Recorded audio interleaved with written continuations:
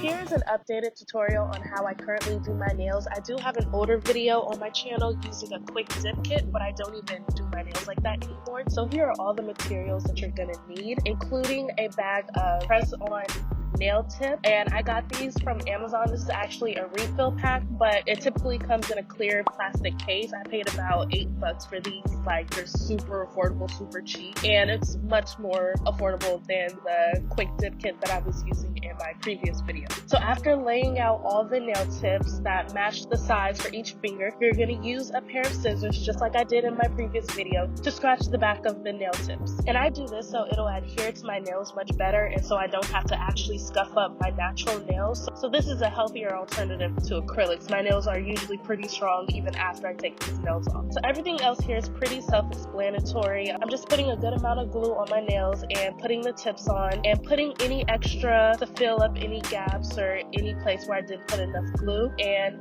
yeah, it's pretty self-explanatory, so I'm just gonna let you guys go ahead and watch the rest of the video.